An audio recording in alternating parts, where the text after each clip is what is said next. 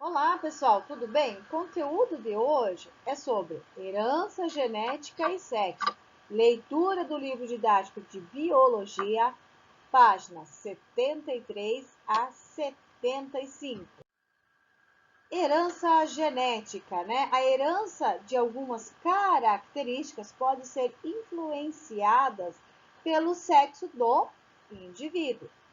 Esses cromossomos sexuais, além de ter um gene que transmite, né, que determina o sexo do indivíduo, também carregam genes para outras características.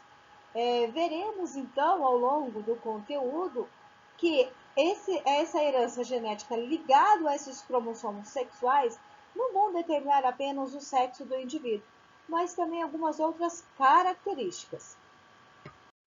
1909, então, um geneticista, Thomas, estudou, né, o padrão de herança, né, dessas moscas chamadas drosófilas, né, então, esses padrões de herança ligados ao sexo. Então, ele pegou duas moscas, uma macho e uma fêmea, né, macho, geração parental, da cor dos olhos brancos, e a fêmea, então, geração parental, da cor dos olhos vermelhos. Quando nasceram os seus descendentes, chamados de prole F1, todos nasceram de cor vermelho. Então, o que é o indicativo já aqui? Que a mosca, então, né, da geração parental ali dos olhos brancos, o macho, ele tinha um gene recessivo e a fêmea, então, tinha um gene dominante. Então, a cor dos olhos vermelhos é dominante e da cor dos olhos brancos é recessivo. Pegou, então, dois indivíduos, um macho e fêmea dessa geração 1, e fez o cruzamento novamente.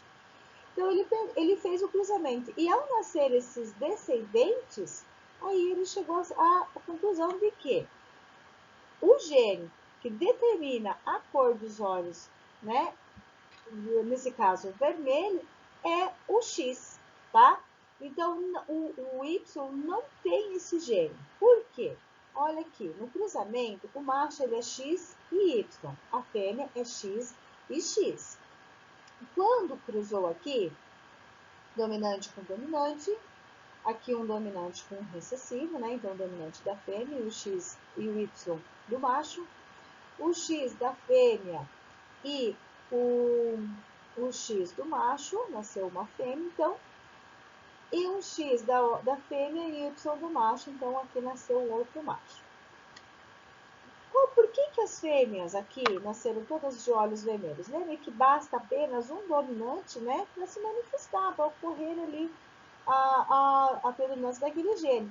Então, aqui, a fêmea, por mais que carregue esse gene aqui, o recessivo, que é o X, mas ele tem outro X que é dominante. Então, quem vai se manifestar é o dominante. Esse macho também nasceu de cor dos olhos vermelhos, mas ele carrega, então, um recessivo. E nesse caso, então, é recessivo. Então, ele chegou à seguinte conclusão que quem determina, né, o gene que determina a cor dos olhos está lá no cromossomo sexuais, o X. Daltonismo também está ligado, né, ao sexo. O daltonismo é uma dificuldade de distinguir, né, a cor vermelha e o verde. E o verde está relacionado ao cromossomo X e não encontra, né, o equivalente ao Y, tá? Então, aqui nós temos o gametas femininos e o gameta masculino, né? Então, a mulher é X desão e X desinho. O dominante é a visão normal e o recessivo é o daltonismo, tá? Então, ela carrega o gene do daltonismo, mas como ela possui um dominante, então não se manifesta.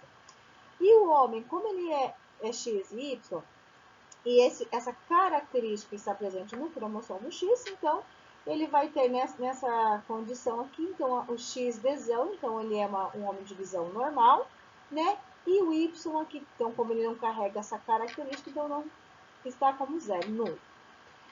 Voltamos aqui, então vamos fazer esse cruzamento, né? X desão com X desão, então um gameta feminino, um gameta masculino, então aqui visão normal. X desão e Y, Então, é um dominante, o Y não carrega nada, então vai manifestar o dominante. Aqui, X desenho feminino, mas o masculino mandou um dominante, ó. Então, aqui basta apenas um dominante para se manifestar. Carrega o G, mas ele não se manifesta. Então, visão normal. E aqui, X desenho e Y. Como o Y ele não tem esse gene equivalente, então, aqui, então, esse homem, ele possui, então, o daltonismo. Hemofilia. Hemofilia, então, são pessoas que não produzem, né, uma substância capaz de coagular o sangue, né, da coagulação. Essas pessoas podem sofrer, então, com constantes hemorragias. Pessoas que têm coagulação normal, elas são do gene dominante, e pessoas que possuem hemofilia é recessivo. Também está ligado ao cromossomo X, tá? Então, aqui nós temos uma mulher, ela XX, então são dois dominantes, Hzão, né? Então são dois dominantes, então a mulher normal. E esse homem, então, ele possui hemofilia. Por quê? O XHzinho, né? E no Y não encontramos, né, nenhum gene correspondente a ele, tá? Então, apenas o X que carrega esse gene. E então, ele aqui é recessivo. Então, esse homem possui, então, hemofilia. Seus descendentes, né? O homem recebeu um X dominante da sua mãe, o Y não possui nada, então, para ele é um homem normal. A menina recebeu o X dominante da sua mãe e o X recessivo do seu pai, né? Ela tem a coagulação normal, mas carrega o gene recessivo.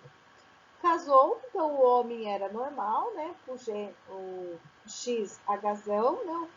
É o gene dominante. Mas os seus descendentes, nós podemos observar que um nasceu com hemofilia, ó, XHzinho, normal. Outro do sexo feminino nasceu, então, carregando esse gene, mas como não possui o outro dominante, não se manifesta. E a outra menina, normal. Então, a hemofilia está ligada ao cromossomo X. Então, a herança ligada ao sexo da hemofilia. Então, isso aqui é só um heredograma representativo, né? Então, pessoas que não carregam esse gene, aqui não está dizendo se é dominante ou recessivo, mas nós temos a legenda aqui do lado, né? Então, quando está em branco, então não carrega, né? Sem hemofilia, ou seja, é dominante, então não carrega. Quando está todo pintado, né? Que possui, então carrega esse gene da hemofilia.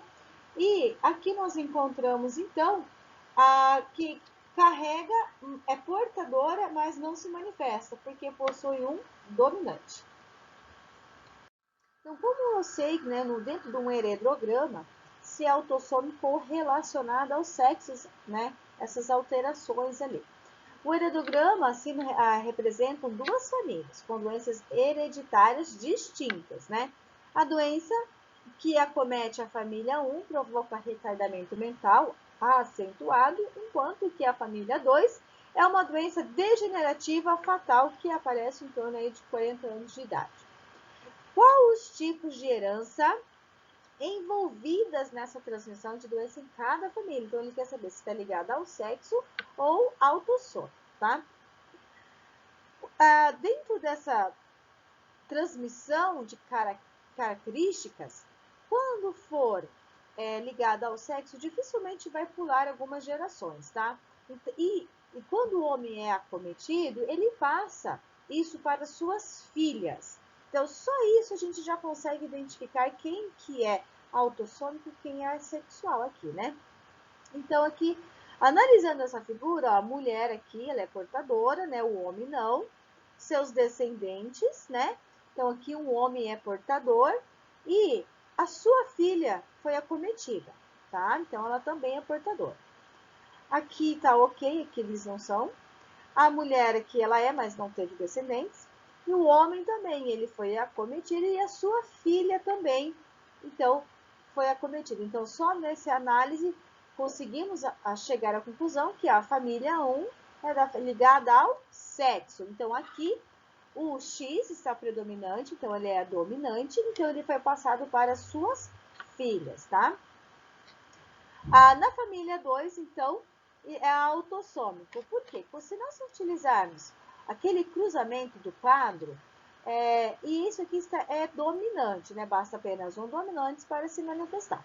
Então, se você colocar, por exemplo, azão e azinho, né? Que é os alelos da mãe, e azinho do pai, se você fazer o cruzamento, um espaço, né? Um quadrado vai ficar azão, o outro espaço azinho, né? E o outro do pai azinho, azinho. Então, vamos fazer o cruzamento ali. Azão com azinho, né? Então, basta apenas um dominante para se manifestar. E azinho, então ficar os alésios. Vocês vão observar que 50%, então, é o resultado desse aqui, ó, 50%, tá? Então, 50% não houve manifestação e outros 50% sim. Pulou gerações, né? Então, houve uma mudança de gerações e tanto homem como mulheres foram afetados, tá? Também isso aqui está ligado a um alelo dominante, tá? Então, aqui nós podemos dizer que a mãe, ela é azão.